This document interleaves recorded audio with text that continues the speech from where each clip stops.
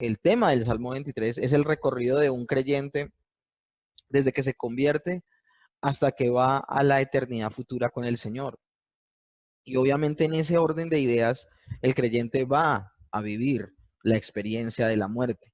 Eso es lo que vamos a hablar el día de hoy, la muerte y lo que sigue posterior a ella, que es el estado intermedio. De este tema nosotros ya hemos hablado en Doctrina del Hombre, en Antropología Bíblica, vimos algo de este tema, pero hoy vamos a enfocarlo, es qué ventajas tiene para el creyente la muerte y el estado intermedio. Y también vamos a hablar, obviamente, de algunas herejías que hay en torno a la muerte y cómo se percibe ese tiempo en que está el creyente entre la muerte y la glorificación que está haciendo. Vamos a hablar de algunas posiciones que son erradas y nos vamos a ceñir solo lo que dice las Escrituras. Entonces, que el Señor nos acompañe en esta titánica labor y comenzamos. La muerte y el estado intermedio. ¿Cuáles van a ser las preguntas que van a dirigir el tema al día de hoy?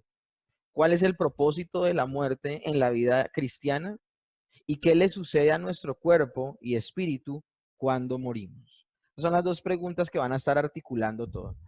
Acá encontré un cuadro que me llamó poderosamente la atención y es como para que nos ubique de plano cómo es la cosa. Acá vemos que el creyente muere y aquí vemos la resurrección o la glorificación. Cuando hablamos de la resurrección, segunda, estamos hablando es de la glorificación. Entonces, entre ese evento de la muerte y la resurrección es donde se encuentra el estado intermedio. Ese es el tiempo en el que vamos a estar hablando el día de hoy. La muerte y el estado intermedio. Esos dos momentos vamos a estar hablando.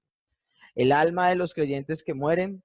Acá el cuadro ya nos está adelantando algo que vamos a hablar porque habla de que están conscientes, no que están dormidos. Eso lo vamos a hablar más adelante. Y también el cuadro toca cómo se le llamaba al lugar de los muertos, Seol o Hades. Seol en hebreo o Hades en griego. No refiriéndose, obviamente, al infierno, sino refiriéndose a pasar por la muerte. A eso es a lo que nos estamos refiriendo con este término Seol o Hades. Bueno, pero la pregunta del millón es, si estamos hablando de Lordo Salutis y si estamos hablando de los beneficios que trae la salvación a nuestra vida, ¿por qué tocar el estado intermedio y por qué tocar la muerte? Porque lo que podemos ver es que la muerte es una directa consecuencia del pecado en el ser humano. ¿Qué de provecho puede traerle la muerte al creyente? Bueno, eso es lo que vamos a ver el día de hoy.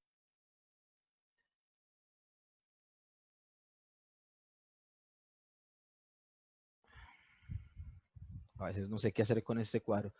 La muerte no es un castigo para los creyentes. Romanos 8.1 dice, ahora pues no hay ninguna condenación para los que están en Cristo Jesús. Toda la pena de nuestros pecados ya ha sido pagada. La muerte del creyente no viene como resultado de la condenación.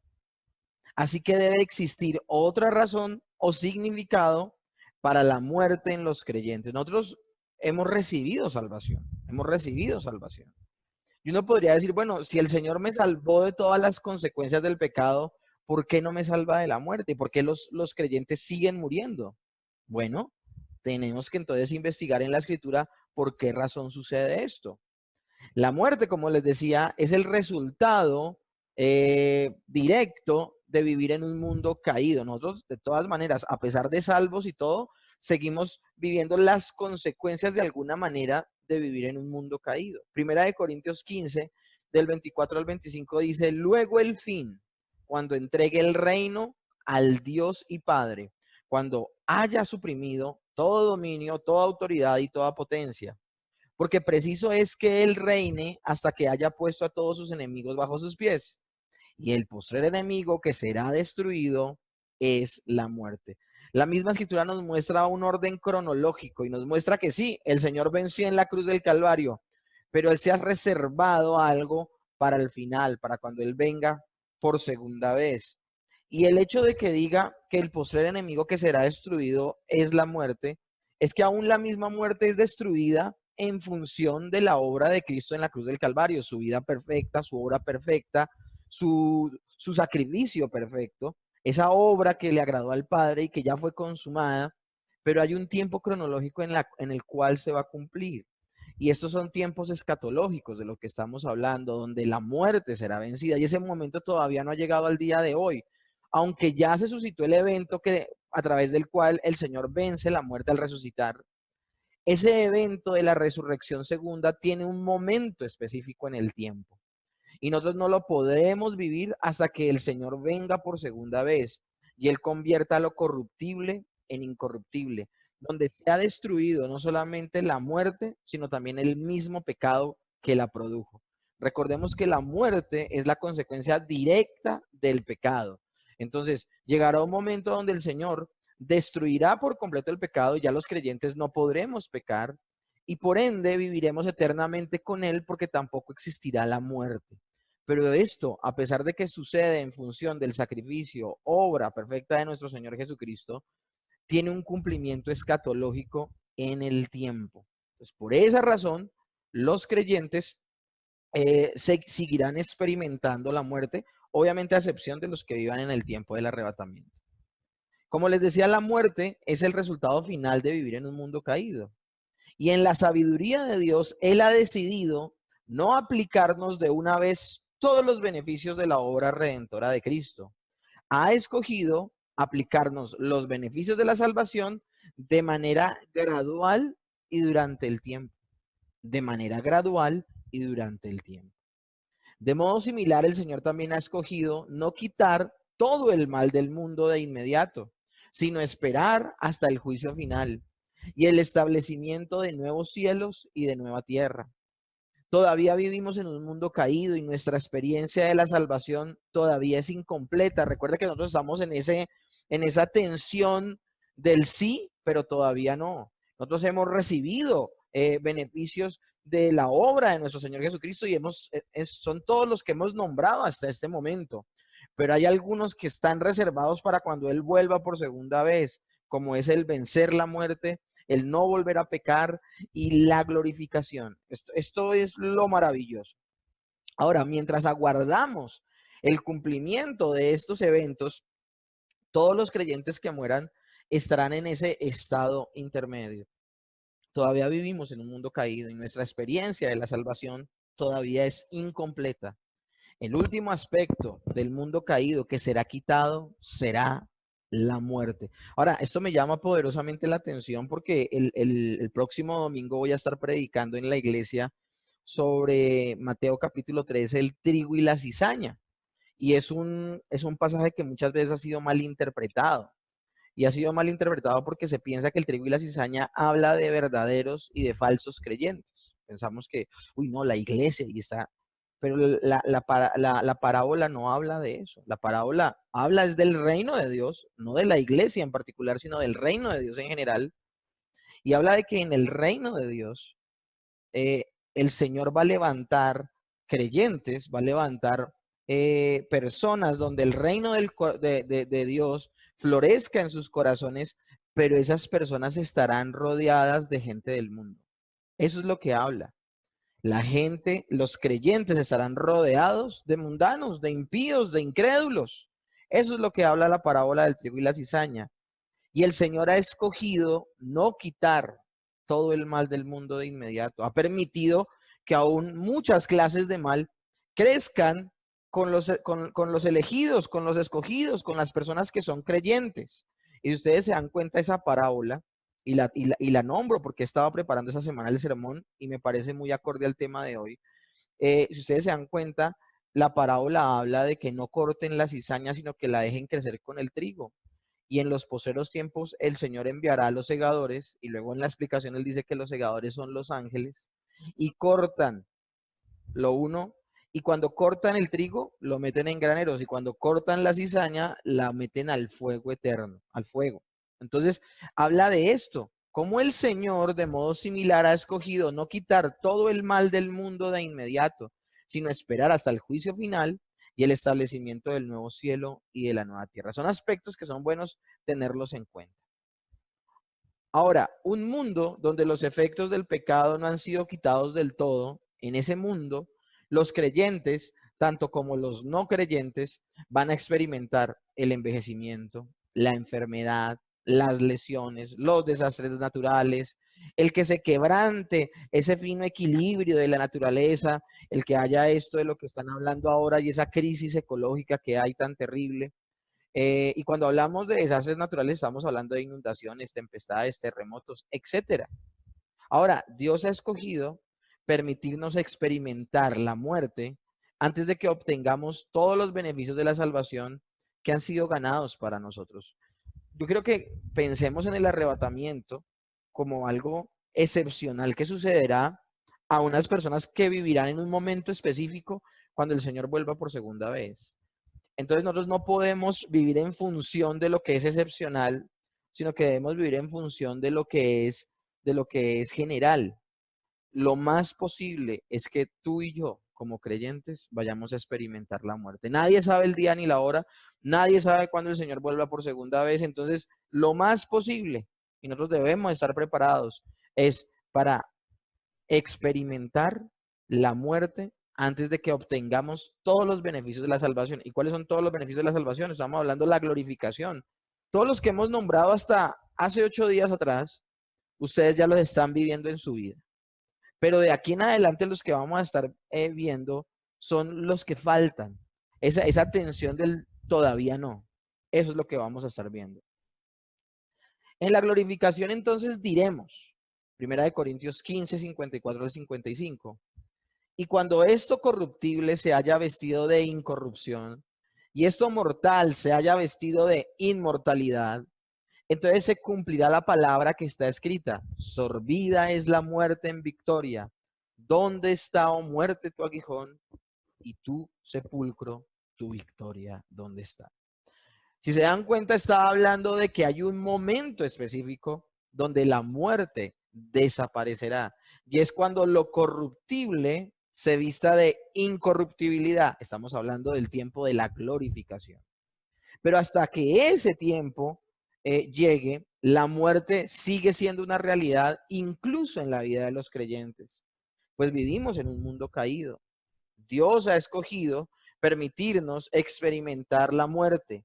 Y aún la muerte tiene un propósito en la vida del creyente. A veces nosotros nos hemos vuelto tan inmediatistas, tan de ver solamente esta tierra, el aquí y el ahora, que perdemos de vista que el Señor tiene un propósito aún en la muerte de sus escogidos. Él tiene aún un propósito en la muerte de sus escogidos, y el propósito de esta clase es que nosotros podamos hablar con toda tranquilidad, con toda madurez, y aún que hablando en un tema tan difícil que yo sé que despierta de alguna manera escozor, como es el de la muerte, nosotros aún nuestra manera de ver la muerte cambie y le demos una mirada más esperanzadora a este evento, que en el cual el Señor también se puede manifestar y puede bendecirnos.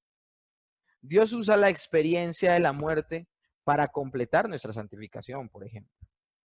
Filipenses 3:10 dice, a fin de conocerle y el poder, a fin de conocerle y el poder de su resurrección y la participación de sus padecimientos, llegando a ser semejante a él en su muerte. Ustedes podrían creer que una manera que tenemos de identificarnos con el Señor Jesús es experimentando precisamente la muerte que él experimentó.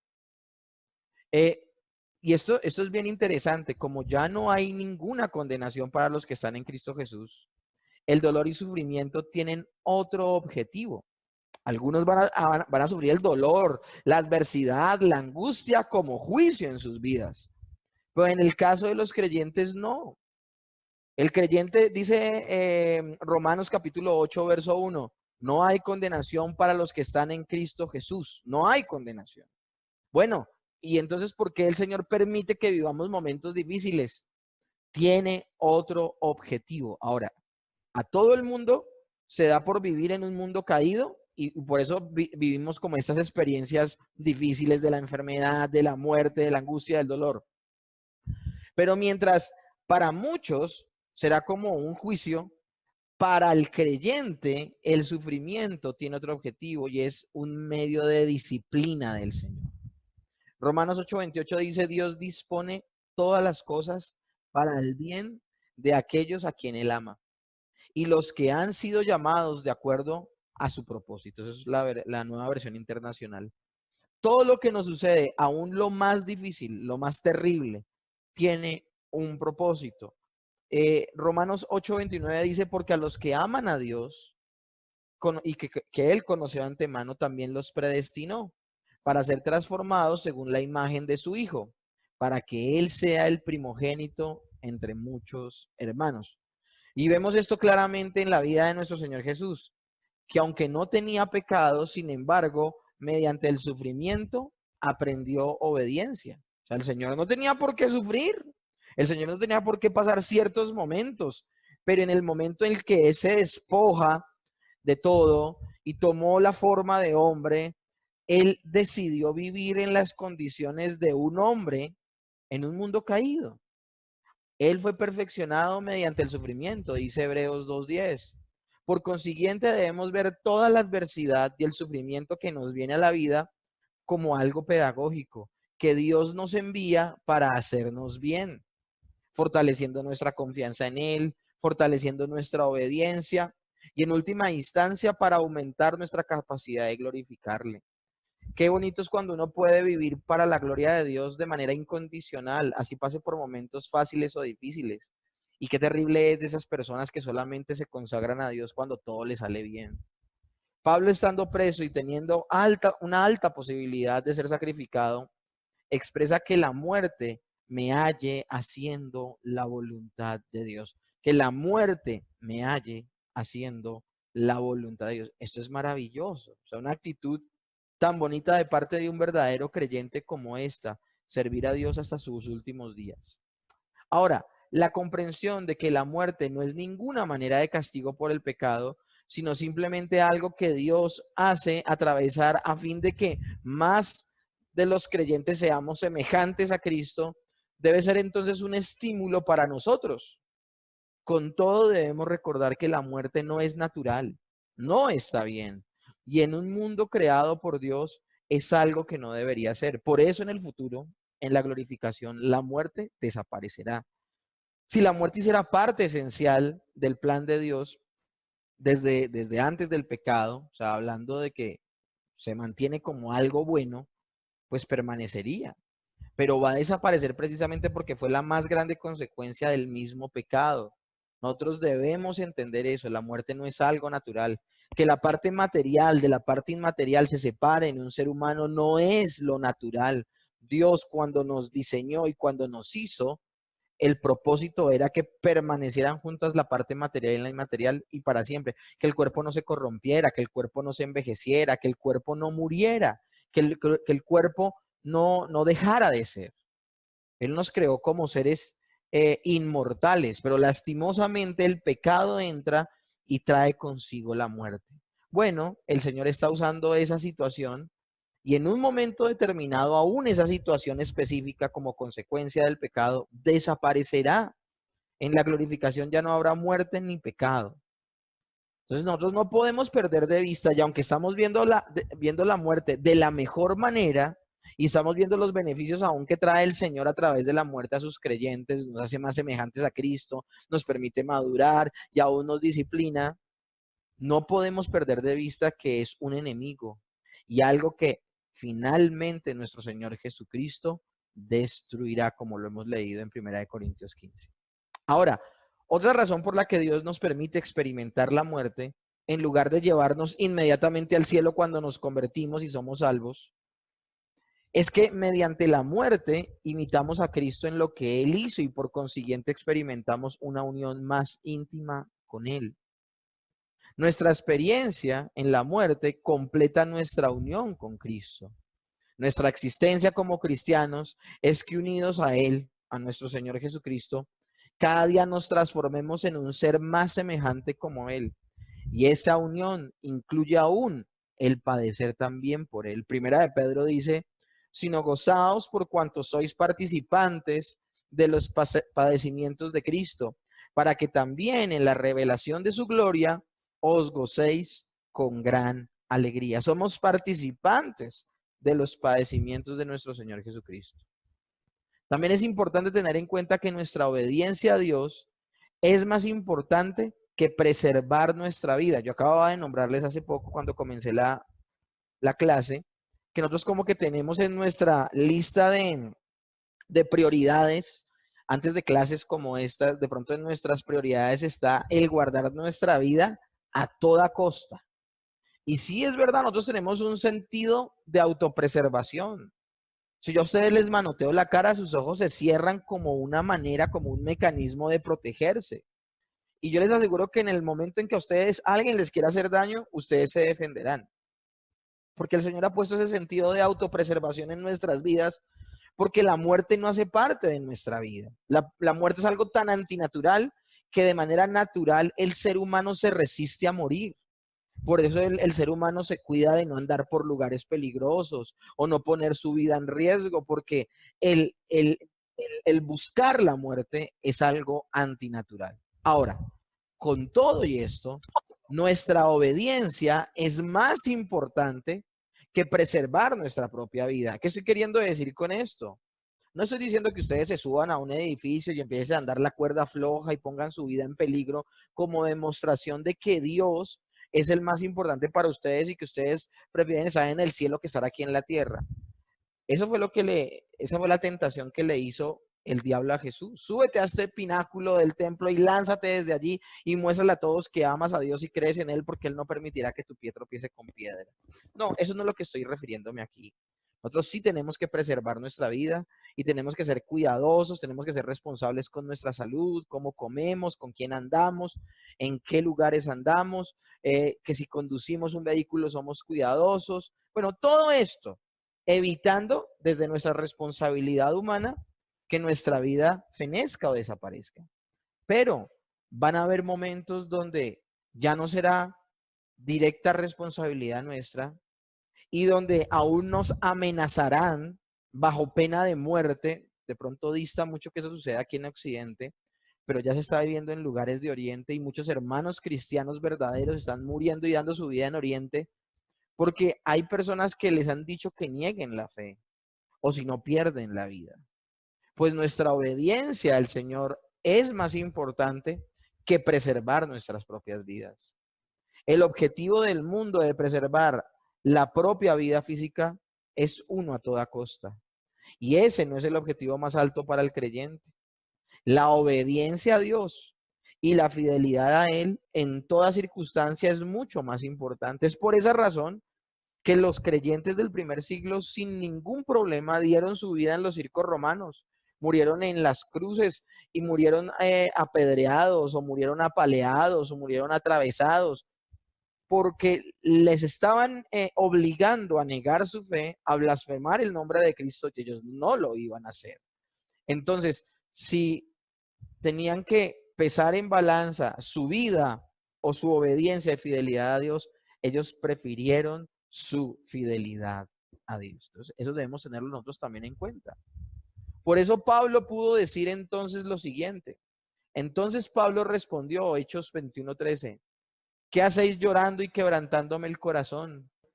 Porque yo estoy dispuesto no solo a ser atado, mas aún a morir en Jerusalén por el nombre de nuestro Señor Jesucristo. Por el nombre de nuestro Señor Jesucristo. También tenemos Hechos 20:24. Pero de ninguna cosa hago caso, ni estimo preciosa mi vida para mí mismo, con tal que acabe mi carrera con gozo y el ministerio que recibí del Señor Jesús, para dar testimonio del Evangelio de la gracia de Dios. Y segunda de Timoteo 4:6-7, porque yo ya estoy para ser sacrificado y el tiempo de mi partida está cerca. He peleado la buena batalla, he acabado la carrera, he guardado la fe. Vemos al apóstol Pablo que tenía como principal objetivo, como prioridad en su vida, hacer la obra de Dios, agradar a Dios con su vida, antes que guardar su propia vida. Por esa razón es que el Señor les dice en Mateo 10 a los discípulos, el que quiera su vida, la perderá. Mas aún el que esté aún a perder su vida por causa de mí, la hallará. Y eso también lo vemos en otros apóstoles, no solamente en la vida del apóstol Pablo, también lo vemos. Hechos 5:29, entonces respondió Pedro y los apóstoles y dijeron, es necesario obedecer a Dios antes que a los hombres. Apocalipsis 2:10, diciéndolo el apóstol Juan, no temas en nada lo que vas a padecer. He aquí el diablo echará a algunos de vosotros en la cárcel para que seáis probados y tendréis tribulaciones por 10 días. Sé fiel hasta la muerte y yo te daré la corona de vida. Inspirado por Dios a través de una profecía apocalíptica maravillosa, el apóstol Juan, en nombre de Dios, les advierte a algunas iglesias, entre ellas a esta en particular, de que sean fieles aún hasta la muerte. Y Apocalipsis 12:11 dice, y ellos le han vencido por medio de la sangre del cordero y la palabra del testimonio de ellos, y menospreciaron sus vidas hasta la muerte. El miedo a la muerte no puede ser una excusa para que nosotros neguemos nuestra fe. La persuasión que podemos honrar al Señor incluso en nuestra muerte. Eso es de lo que nos están persuadiendo estos autores bíblicos. Y que la fidelidad a Él es mucho más importante que preservar nuestras vidas. Ha dado valor y motivación a los mártires en toda la historia del cristianismo para dar sus vidas por amor a Cristo. De hecho, hubo un dicho muy popular en el tiempo de las grandes persecuciones, no solamente en el siglo I, segundo y tercero, sino también aún en la Reforma Protestante. Y las personas que seguían al Señor y que aún las perseguían y las mataban, ellos decían, la sangre de los mártires y creyentes ha venido a ser un fertilizante que permite que la semilla crezca. La sangre del creyente ha sido semilla para la gran cosecha del evangelio. El cristiano de todas las épocas, con persecución o sin ellas, da todo por Cristo. Ahora, ve, ¿qué debemos pensar entonces de nuestra muerte y de la muerte de otros? Bueno, primero vamos a hablar de nuestra propia muerte. El Nuevo Testamento nos anima a ver nuestro cuerpo, nuestra propia muerte, perdón, no con temor, sino con gozo, ante la perspectiva de ir a estar con nuestro Señor Jesucristo. Nosotros tenemos una gran expectativa a la hora de transitar por la muerte, porque es que luego de pasar por la muerte nos vamos a encontrar directamente con nuestro Señor Jesucristo. Segunda de Corintios 5:8 dice, y más quisiéramos estar ausentes del cuerpo y presentes en el Señor. Y Filipenses 1:21 al 23 dice, porque para mí el vivir es Cristo y el morir ganancia. Mas si el vivir en la carne resulta para mí en beneficio de la obra, no sé entonces qué escoger. Porque de ambas cosas estoy puesto en estrecho, dice el apóstol Pablo, teniendo deseo de partir y estar con Cristo, lo cual es muchísimo mejor. Y luego más adelante dice, seguir compartiéndole a las personas y seguir predicando a Cristo. El apóstol Pablo tiene una gran expectativa con que él pueda estar con el Señor y sabe que la única forma de que eso suceda es que él tenga que morir. En la revelación que se le da a Juan, nuestra falta de temor a la muerte proveerá un fuerte testimonio para los creyentes en una edad que trata de evadir por sobre todas las cosas la muerte y las dificultades. Y de hecho, en esta sociedad, la misma sociedad no sabe cómo responderle a las personas cuando se habla de este tema, la muerte, porque todo el mundo le tiene terror a la muerte. Pero miren cómo hablan los creyentes y cómo nos habla la palabra acerca de ese evento. Apocalipsis 14:13. Oí una voz que desde el cielo me decía, escribe, bienaventurado de aquí en adelante los muertos que mueren en el Señor. Sí, dice el Espíritu.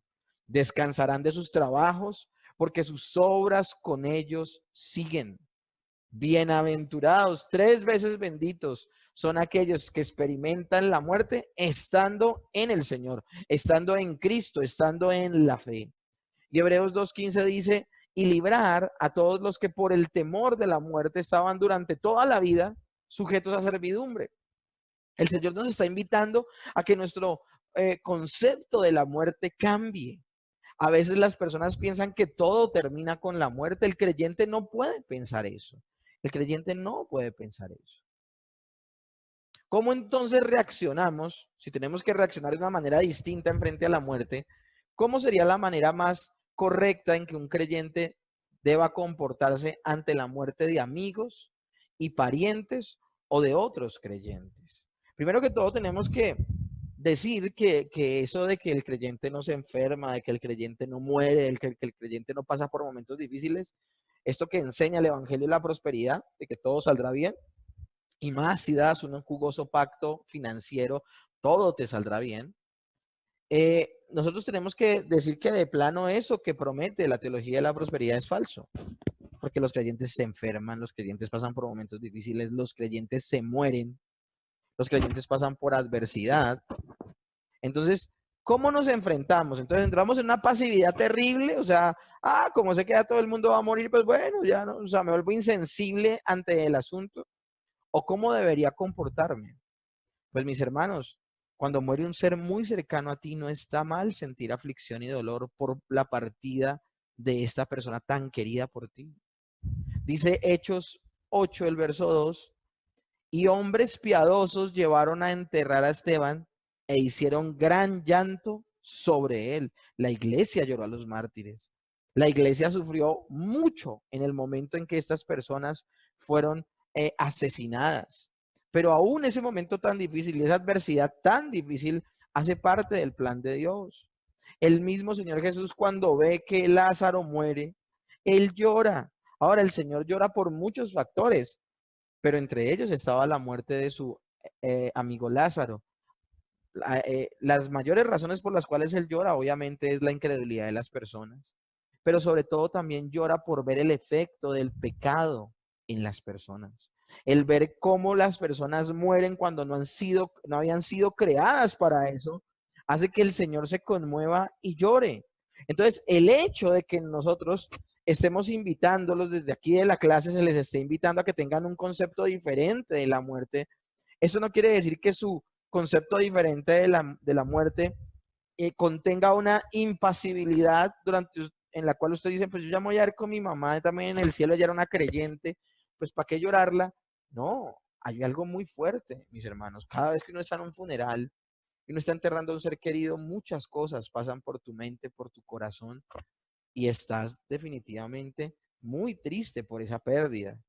Pues en estos casos experimentaremos una genuina aflicción, pero también estará mezclada con algo que no tienen los no creyentes, y es que estará mezclada de gozo, de que han ido a estar con el Señor porque pues eran creyentes. Estamos hablando de una situación metafórica donde estamos hablando es de creyentes que murieron, ¿no?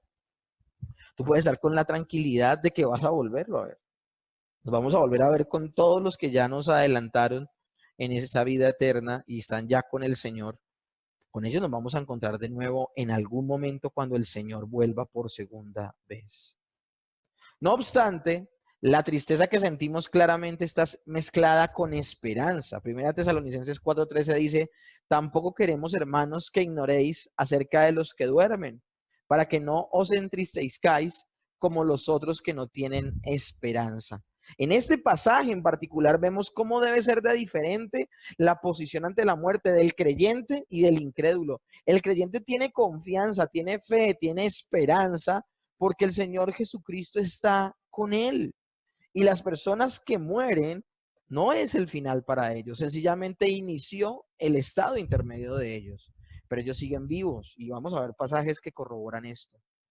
Por consiguiente, aunque seamos de los que lloran genuinamente, de los que estamos realmente sintiendo una tristeza profunda por la pérdida de este amigo o familiar, cuando mueren amigos o parientes creyentes, también podemos decir con la Biblia, ¿dónde está, oh muerte, tu victoria? ¿Y dónde está, muerte, tu aguijón?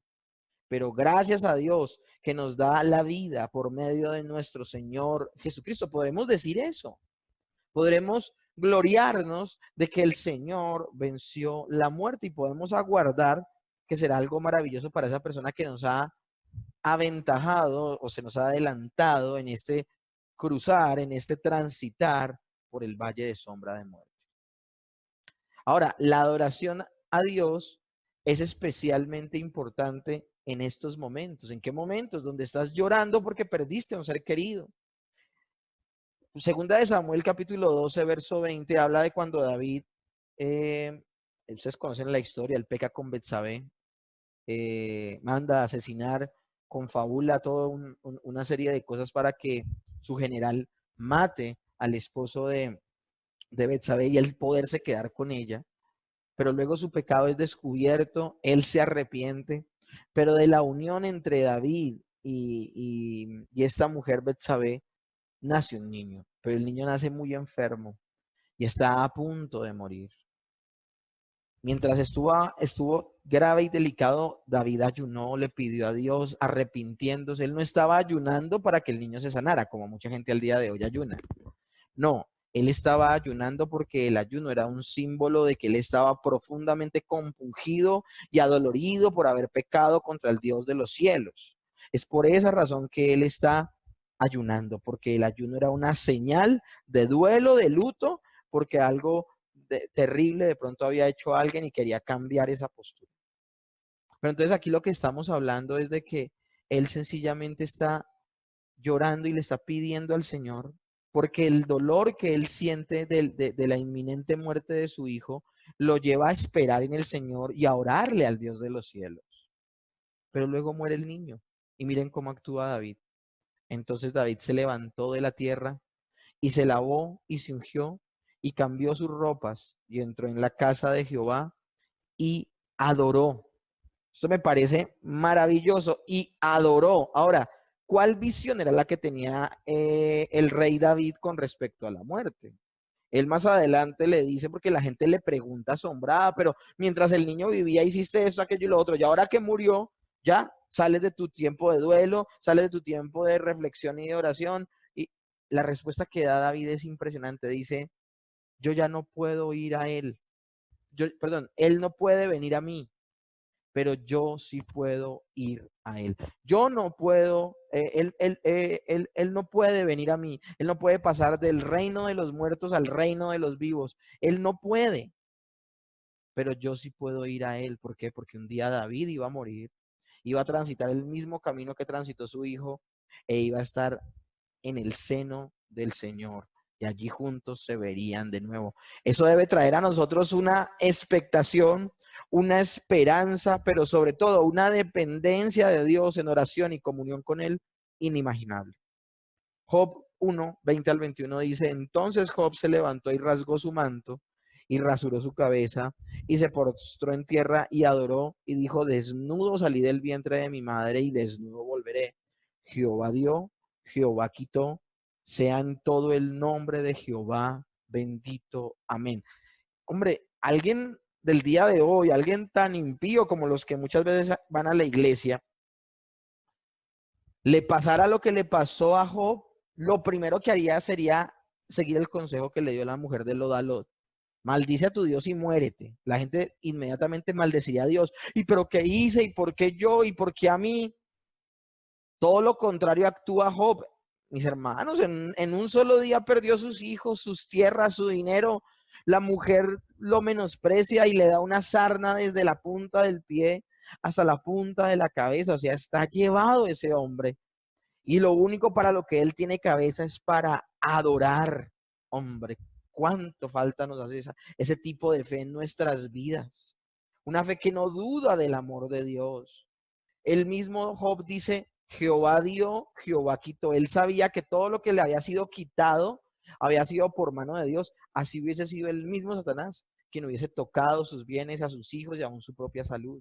Pero él en su mente tenía un tan alto concepto de Dios y del Señor Jesucristo que no permitía que situaciones difíciles en las cuales Dios formaba su carácter, él le diera una lectura incorrecta y dijera que Dios lo odiaba. Entonces es importantísimo que tengamos en cuenta que la muerte y estos momentos tan difíciles como el duelo y el luto nos deben llevar a momentos de profunda intervención y de meditación de la palabra de Dios y en oración para poder comprender y ser consolados. Ahora, ¿qué pasa con los no creyentes? La muerte de los no creyentes. Bueno, cuando mueren los no creyentes, la tristeza que sentimos no va mezclada con el gozo de la seguridad de que han ido a estar con el Señor para siempre. Su mismo comportamiento nos permite dudar de su salvación y por ende de que serán llamados. Ahora, esto me parece impresionante poder meditar en esto. Sería errado darles a otros alguna indicación de que pensamos que la persona ha ido al cielo. Esto simplemente sería una información errada y de seguridad falsa, y resta la urgencia de la necesidad de que los que todavía viven confíen en Cristo. Una vez me invitaron a dar unas palabras en un funeral y me decían, la única instrucción que recibí fue, hable bien del muerto. Fue lo único que me dijeron, hable bien del muerto. Pero resulta que el muerto era un criminal de 7 suelas ni el berraco. Yo estaba comenzando mis caminos en Dios. Esto fue hace muchos años y a él lo asesinaron y lo asesinaron infraganti cometiendo un delito. Y pues bueno, delante de Dios un pecado. La justicia lo toma y todo esto. Y en varias oportunidades recayó en el mismo delito hasta que una vez dijo que no se iba a dejar agarrar y que iba a llevar hasta las últimas consecuencias. Finalmente, atracando un banco, lo mataron. Lo tremendo del asunto es que se me acerca alguien y me dice, por favor, habla bien de él. Bueno, yo no solamente tenía cosas en contra, él era mi amigo, pero lo que yo hice fue de alguna manera hablar palabras que eran ciertas acerca de él, lo buen amigo que era, lo fiel que fue con su esposa, lo buen padre que fue porque dejó una familia, bueno, todo este tipo de cosas. Pero a la hora de hablar las cosas espirituales yo no podía crear una falsa expectativa. Y lo que yo hablé fue en términos de que si una persona no deposita su fe en la persona de Cristo, se va a perder. Esa es la manera que nosotros debemos hablar. Nosotros no podemos generar falsas expectativas a un no creyente y decirle, puedes vivir la vida como quieras, que tranquilo que el Señor te recibe en tus brazos. Eso es el mayor acto de irresponsabilidad que puede haber. Por eso es que es tan terrible lo que hacen los pastores desde los púlpitos, al perder de vista el verdadero evangelio y predicar otra cosa que nada tiene que ver con la palabra de Dios. Entonces tenemos que tener en cuenta algo. La muerte para el creyente es un momento de mucha alegría porque está a punto de encontrarse con el Señor. Pero para los no creyentes es una tragedia. Y es una tragedia, ¿por qué? Porque están a un parpadeo de ojos de estar en la condenación eterna.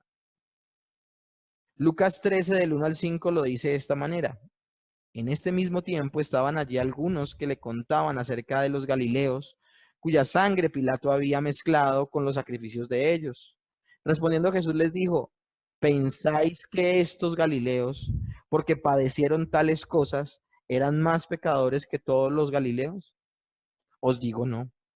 Antes, si no os arrepentís, todos pereceréis igualmente.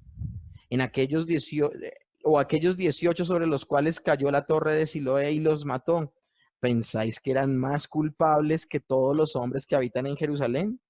Os digo no.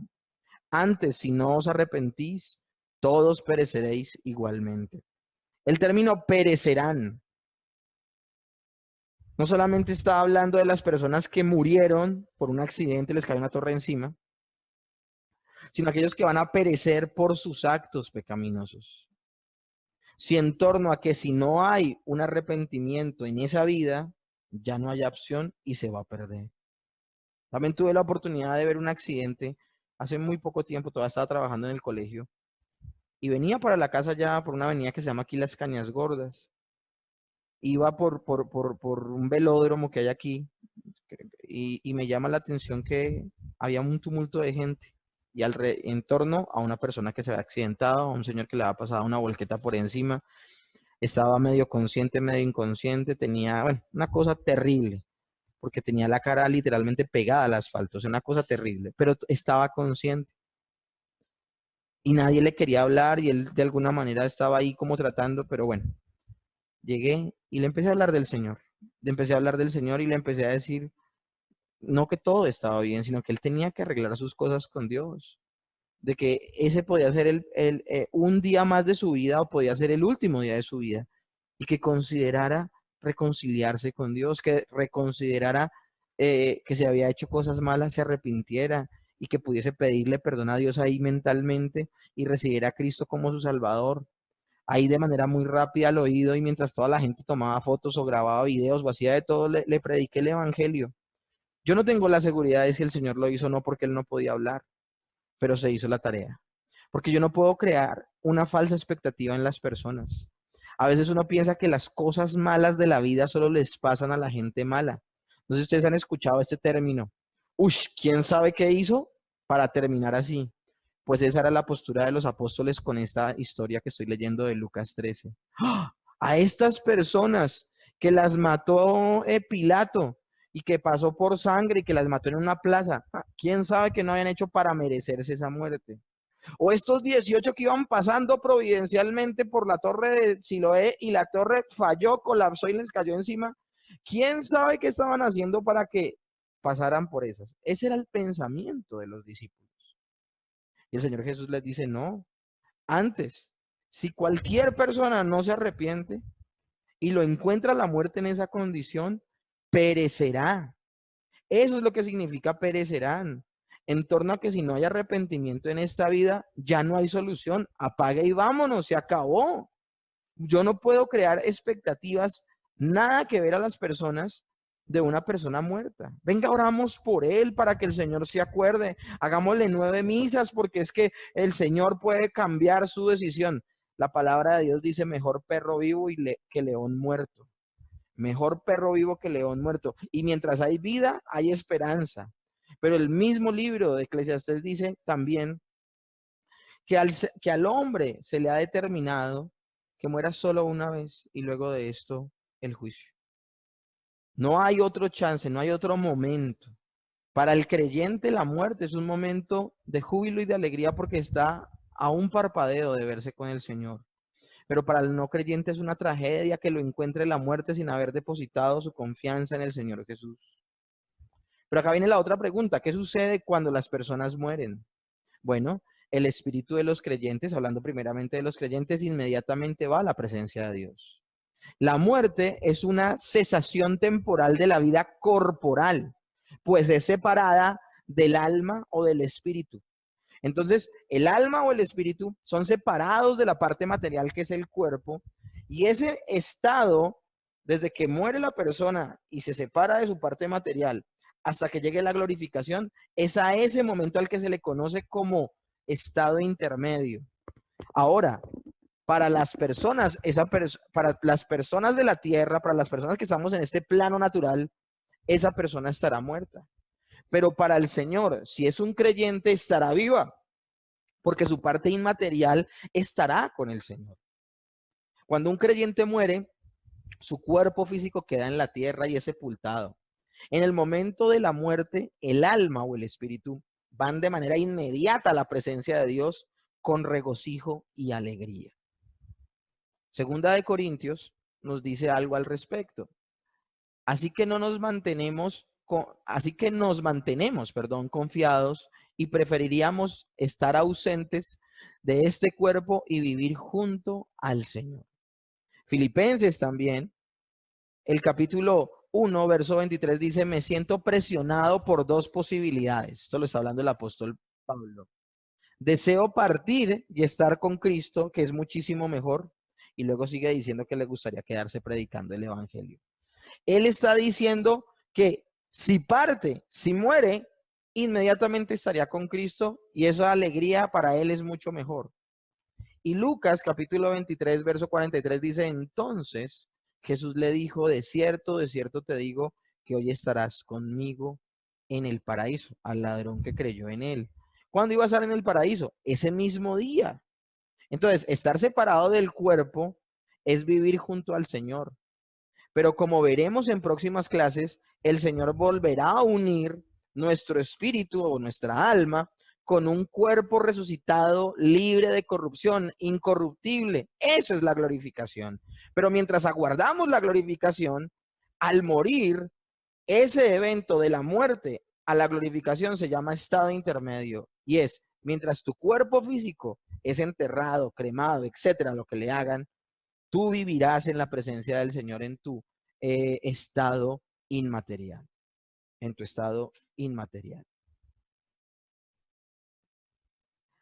Tenemos que hablar entonces de algunas doctrinas que van en contra de lo que dice la Escritura acerca de supuestos eventos que suceden después de la muerte. La Biblia, por ejemplo, no enseña que la doctrina del purgatorio es cierta. Ahora, ¿qué es lo que enseña la doctrina del purgatorio? Acá quiero adelantarme un poquito.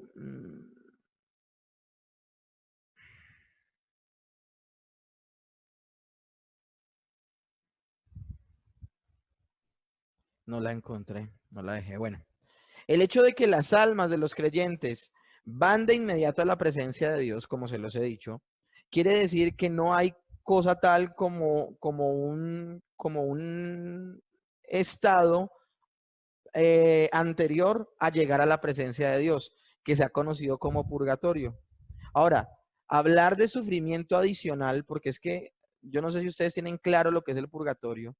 El purgatorio, supuestamente para los católicos, es un lugar donde tiene que la persona pagar un precio todavía más para ahí sí poder ser salvo. Eso es el purgatorio. El purgatorio es, todavía te falta para tu salvación, entonces tienes que pagar ciertas cosas, tienes que purgar ciertas cosas y ahí sí puedes pasar al cielo.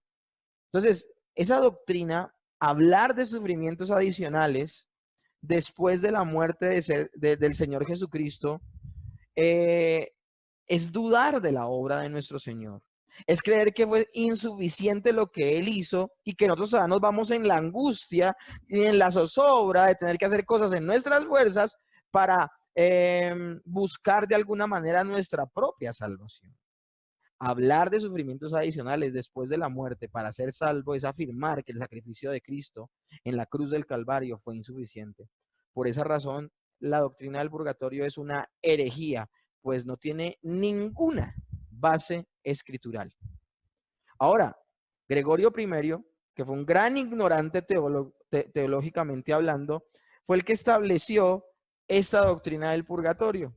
La Iglesia Católica tiene como su gran base lo que dice el libro apócrifo de Macabeos, o sea, su referente bíblico es un libro espurio, un libro que no es inspirado por el Espíritu Santo, un libro que puede tener muchas referencias históricas, pues relata cosas que sucedieron de verdad, pero que tiene muchos desaciertos a la hora de compararlo con el resto de la escritura, porque al ser escrito no fue escrito por una persona inspirada por el Espíritu Santo.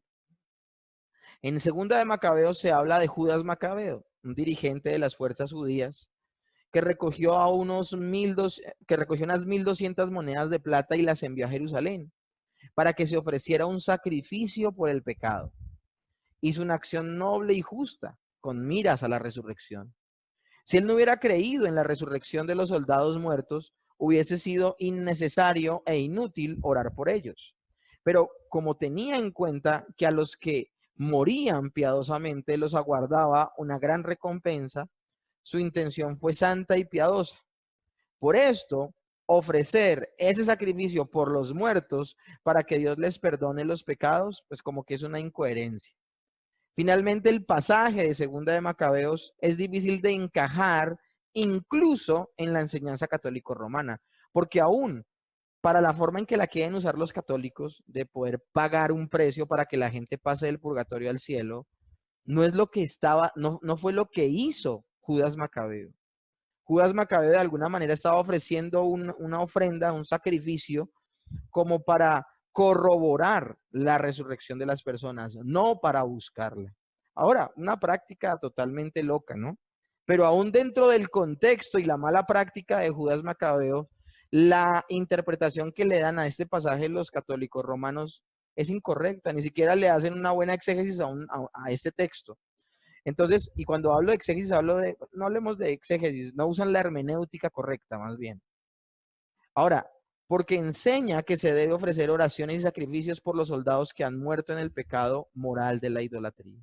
Entonces, enseñar esto es completamente errado. Uno, porque no es un libro inspirado. Dos, porque se saca del contexto original las palabras de Judas Macabeo y lo que él hizo. Y tercero, porque finalmente no tiene ningún asidero bíblico para realizarse. Segundo, la Biblia no enseña tampoco la doctrina del sueño del alma. Esta doctrina supuestamente enseña que cuando los creyentes mueren, van a un estado de existencia inconsciente y que lo próximo de lo que estarán conscientes será cuando Cristo vuelva y lo resucite a la vida eterna. Es decir, una persona muere supuestamente y muere y queda dormida en un estado de hibernación y se despertará cuando el Señor venga por segunda vez lístico para el juicio final. Ahora, supuestamente esa persona que duerme no es consciente de todo el tiempo que pasa. Para él va a ser un cerrar y un abrir de ojos y ya. Pero eso no es lo que sucede. Y eso no es lo que sucede porque la escritura nos habla de otro fenómeno. El hecho de que las almas de los creyentes van inmediatamente a la presencia de Dios también quiere decir que la doctrina del sueño del alma es completamente incorrecta. El respaldo para esta doctrina del sueño del alma generalmente se le halla en el hecho de que la Biblia varias veces habla del estado de la muerte como un sueño o un dormir. Hechos 7:60, y puesto de rodillas, clamó a gran voz diciendo, Señor, no le tomes en cuenta este pecado, y habiendo dicho esto, durmió. Acá está hablando de cuando apedrearon a Esteban y de cuando él está orándole al Señor mientras lo apedrean y finalmente pues él muere. Pero el texto no usa el término morir, usa el término durmió. Primera de Corintios 15:6 dice, después apareció a más de 500 hermanos a la vez, de los cuales muchos aún viven y otros ya duermen. El apóstol Pablo está hablando de los testigos que hubo de la resurrección de Cristo. Y habla de que hay un grupo de personas a las cuales se les apareció el Señor resucitado y él dice, algunos están vivos y otros están muertos, pero el término que usa es y otros ya duermen. Y primera de Tesalonicenses 4:13 dice, tampoco queremos, hermanos, que ignoréis acerca de los que duermen, para que no os entristezcáis como los otros que no tienen esperanza. El Señor Jesús, el apóstol Pablo, perdón, tuvo que hablarle fuertemente a la iglesia de Tesalónica, que estaba muy preocupada por lo que sería la resurrección y si ya había sucedido o no había sucedido.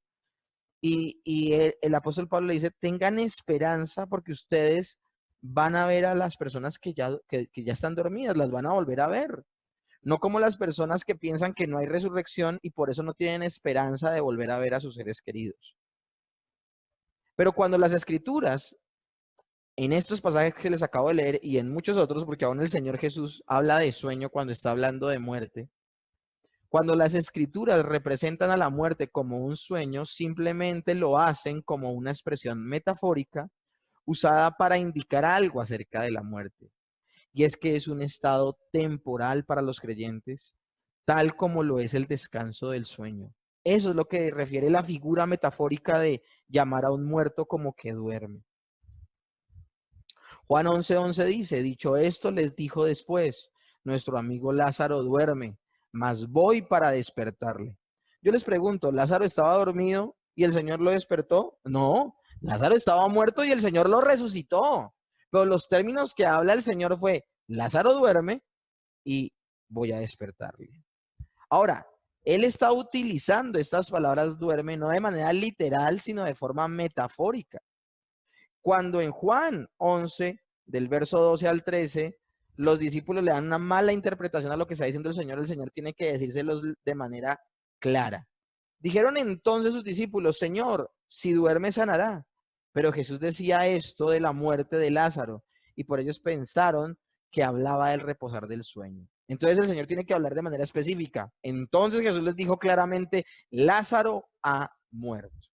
Nosotros no podemos tener como soporte estos textos para decir que hay una teoría del sueño de los que han muerto, están dormidos. No, ningún pasaje de la Biblia dice que el alma de una persona está durmiendo inconsciente, ni tampoco afirma que sería necesario que esto sucediera de esa manera. Afirmaciones que serían claves para poderle dar peso a esta supuesta posición. Pero la Biblia no habla de eso, por el contrario, la Biblia habla de esta manera. Lucas 23:43. Entonces Jesús le dijo, de cierto te digo que hoy estarás conmigo en el paraíso, hablándole al ladrón, hoy estarás conmigo.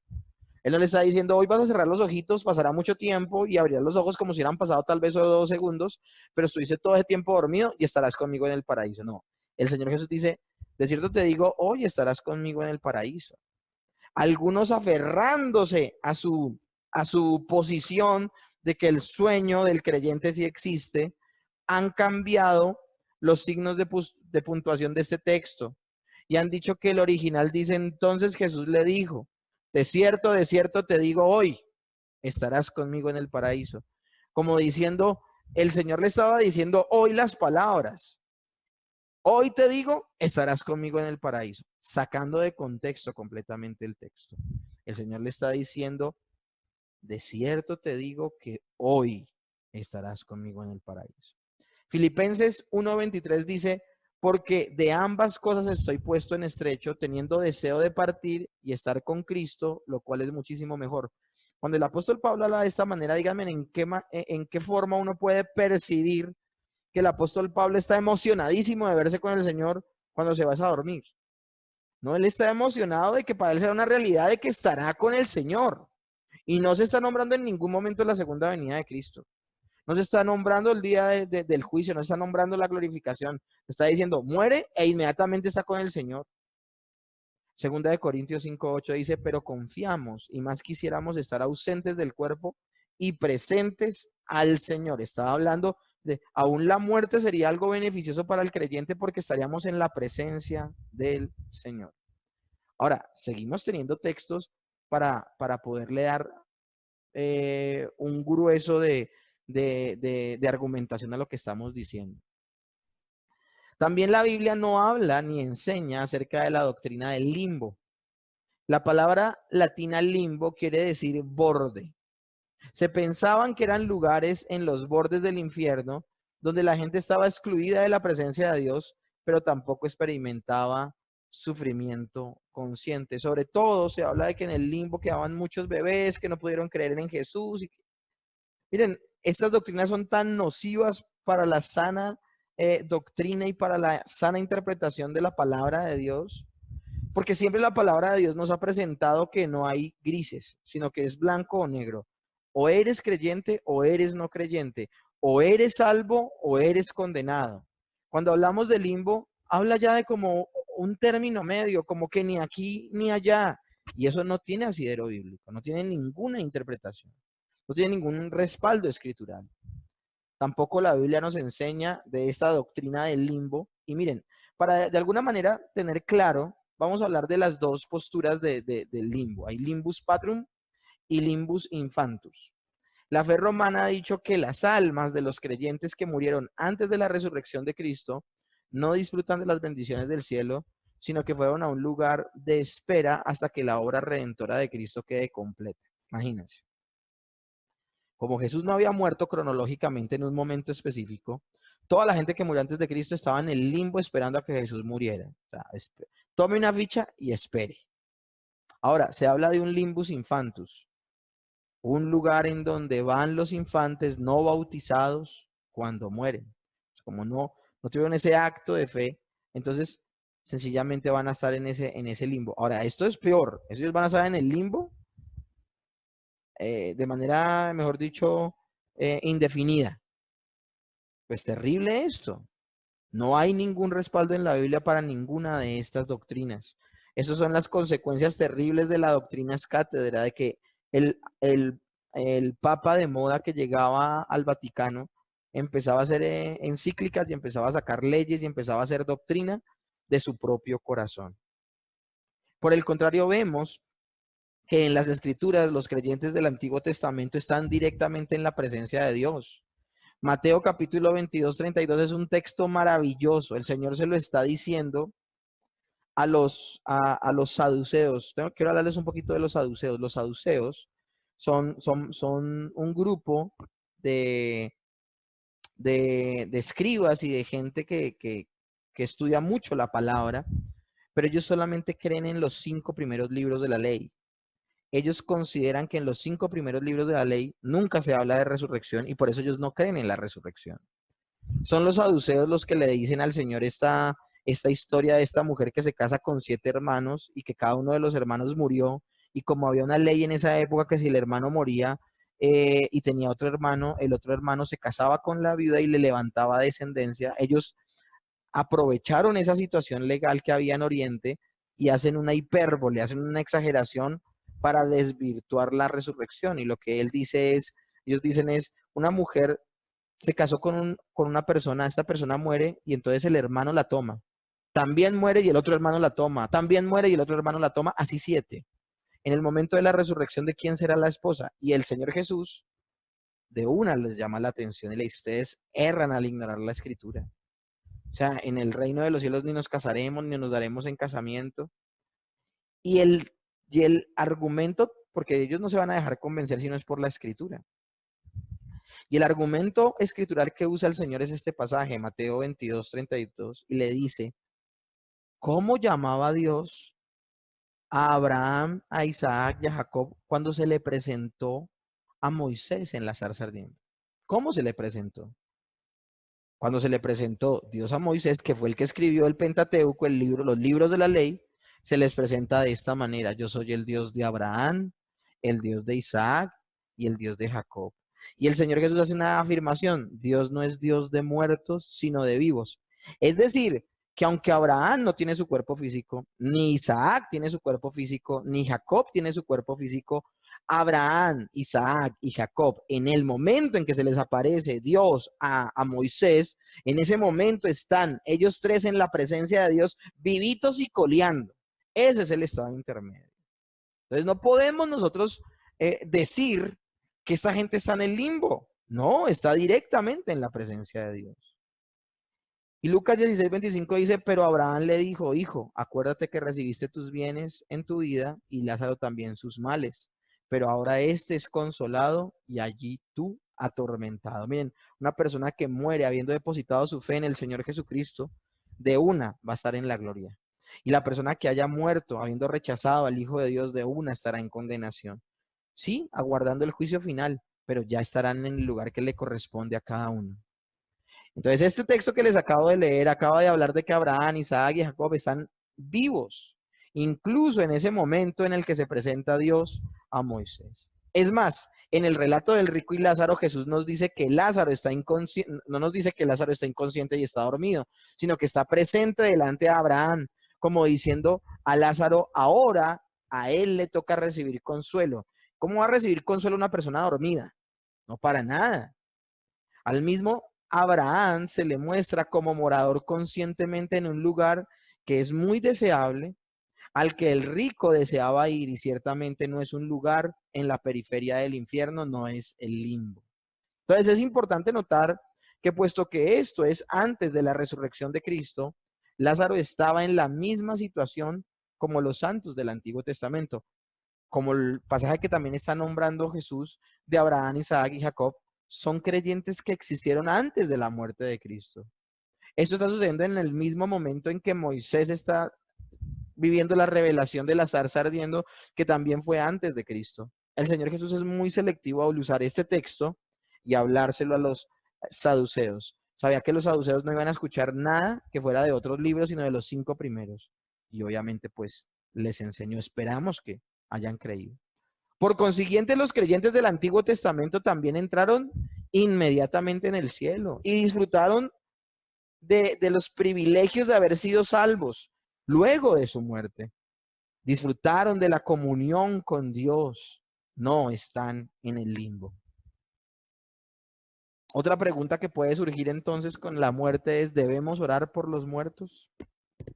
El hecho de que las almas de los creyentes van de inmediato a la presencia de Dios, o las almas de los no creyentes van de una vez a la condenación, quiere decir que no debemos orar por los muertos.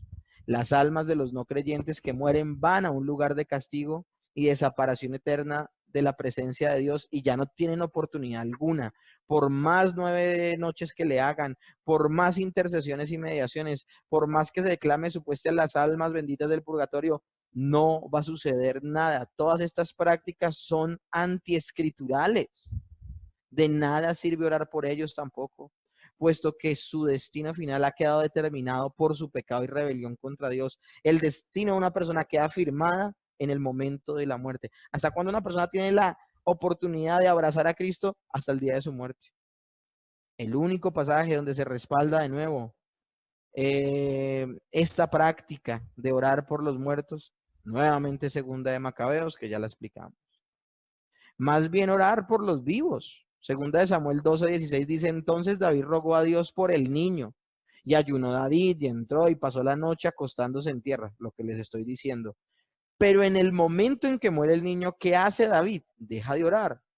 Mas ahora ha muerto, ¿para qué he de ayunar? ¿Podré yo hacerlo volver? Yo voy a él, mas él no volverá a mí. La tenía clara. Entonces, enseñar o animar a que debemos orarle a los muertos animaría a una falsa esperanza de que los destinos de las personas pueden ser cambiados después de que mueran, algo que la Biblia de tajo rechaza. Hebreos 9:27 dice, es Hebreos, no Eclesiastés, y de la manera que está establecido para los hombres que mueran una sola vez y después de esto el juicio. Ahora, el espíritu de los no creyentes va de inmediato al castigo eterno. La Biblia nunca nos da lugar para pensar que las personas tendrán una segunda oportunidad para confiar en Cristo después de la muerte. El relato de Jesús, ¿qué hace? Eso digo bajo esto acá. Con el fenómeno del rico y Lázaro, no da la esperanza en ninguna manera de que se pueda cruzar de un lugar para otro. No da la esperanza de que se pueda cruzar de un lugar para otro. Entonces él, dando voces, dijo, Padre Abraham, ten misericordia de mí y envía a Lázaro para que moje la punta de su dedo en el agua y refresque mi lengua, porque estoy en tormento en esta eterna llama. Pero Abraham le dijo, hijo, acuérdate de que recibiste tus bienes en tu día y Lázaro también sus males. Pero ahora estés consolado, ya aquí tú atormentado. Además de esto, hay una gran cima que está puesta entre nosotros y vosotros, de manera que los que quieran pasar de aquí a vosotros no pueden, ni de allá pasar acá. Es completamente imposible. Debemos también darnos cuenta de que la idea de que habrá una segunda oportunidad de recibir a Cristo después de la muerte se basa en la presuposición de que toda persona merece una oportunidad para recibir a Cristo y que el castigo eterno solo viene a los que conscientemente decidieron rechazarlo. Entonces, ay, no, esta persona, todos los indígenas no tuvieron la oportunidad de escuchar el nombre de Cristo, entonces el Señor les va a dar la oportunidad de escuchar el nombre de Cristo en el Hades, en el lugar de los muertos. Esto me suena más como a mitología griega que a la escritura. Pero ciertamente esa idea no cuenta con un respaldo de la Biblia.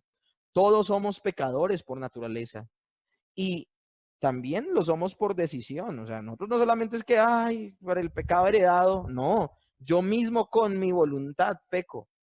Y nadie en realidad merece nada de la gracia de Dios, ni merece alguna oportunidad de oír el Evangelio. Entonces, esto viene solo debido, y cuando digo esto, de que alguna persona escuche la palabra de Dios y responda positiva a ella porque Dios le da vida, todo esto viene solo del favor inmerecido de Dios. El Señor no tiene la obligación de nada. Si hay personas las cuales, porque se les otorga vida, creen y depositan su confianza en el Señor Jesús, es por la gracia de Dios. Entonces, el hecho de que hay castigos consciente para los no creyentes después de la muerte y que este castigo dura para siempre, ciertamente es para nosotros una doctrina difícil de contemplar. Hay gente que no le gusta hablar de estos temas, pero está tan apoyada en pasajes bíblicos que no podemos rechazarla. Mateos 21:45 dice, entonces dirán también a los de mi izquierda, apartados de mí, malditos, al fuego eterno preparado para el diablo y sus ángeles. Y Mateo 25:46, e irán estos al castigo eterno y los justos a la vida eterna. La misma parábola de Mateo 13 que les estoy comentando del trigo y la cizaña, dice que los que recogen, los segadores son los ángeles, que cogerán y llevarán a los no creyentes al infierno y a los creyentes al cielo. Una cosa impresionante esa parábola. Aunque los no creyentes pasan a un estado de castigo eterno, de inmediato a la muerte, sus cuerpos no serán resucitados sino hasta el día del juicio final. También sucede lo mismo, solo su parte inmaterial está sufriendo de manera intermedia hasta la resurrección segunda. Sino que lo que pasa es que mientras los creyentes son glorificados, los no creyentes que están en el infierno resucitarán a muerte, se les otorgará un cuerpo que ya no muere, pero para ser castigado toda la eternidad. Sus cuerpos no serán resucitados sino hasta el día del juicio final. En ese día sus cuerpos serán resucitados y reunidos con sus almas, y ellos comparecerán ante el trono de Dios para que se pronuncie el juicio final sobre ellos. Juan 5:28 al 29 dice, no os maravilléis de esto, porque vendrá hora cuando todos los que están en los sepulcros oirán su voz, y los que hicieron lo bueno saldrán a resurrección de vida, mas los que hicieron lo malo a resurrección de condenación.